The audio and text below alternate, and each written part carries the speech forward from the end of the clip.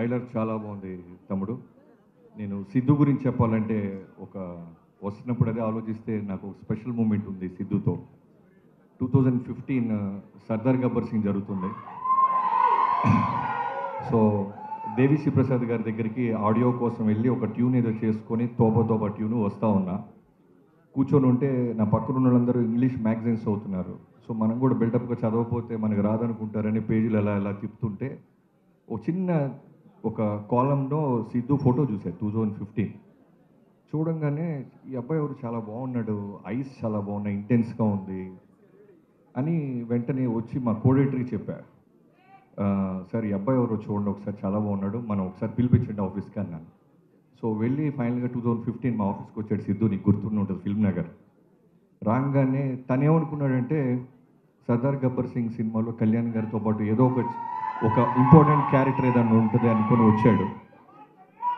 కాకపోతే నాకు అంటే ఒక బాబాజీలాగో గురూజీలాగో ఫార్చ్యూన్ నాకు తెలియదు, కానీ కొంతమంది చూస్తే అనిపిస్తుంది వీడు షైన్ అవుతాడురా, ఒక పీరియడ్ మొత్తం వెళ్తాడురా అని అలా అనిపించింది సిద్ధు. ఆ రోజు సిద్ధు రంగని చెప్పా, నిన్ను వేషం కోసం పిలిపిలేదు తమ్ముడు, నువ్వు ఖచ్చితంగా ఒక పెద్ద హీరో అవుతావని 2015 పెట్టా సిద్ధు హీరో అని.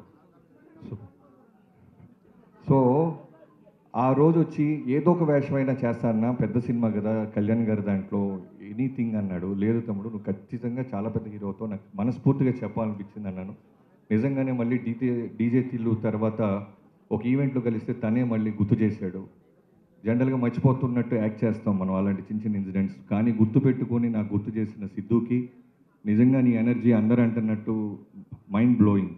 అంటే ఇంట్లో నా కూతురు కూడా ఫుడ్ తినాలన్నా, మా మరదలో చిన్న పాప డ్యాన్స్ చేయాలన్నా నీ పాటలే, DJ Tillu.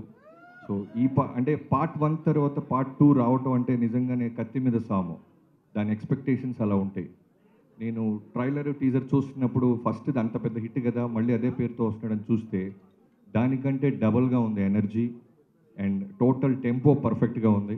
I wish you all the best. ఖచ్చితంగా డీజే తిల్లు 1 కన్నా 2 డబల్ బోనోజా అవుద్ది. అలానే మా ప్రొడ్యూసర్ నాగవంశీ గారు, ఇప్పుడు మేము జరుగుతున్న 109 హోమ్ బ్యానర్ బాలయ్యబాబు గారి సినిమా. సో ఈ సినిమా గురించి మా సెట్లో చాలాసార్లు చెప్తా ఉన్నాడు, వస్తుంది.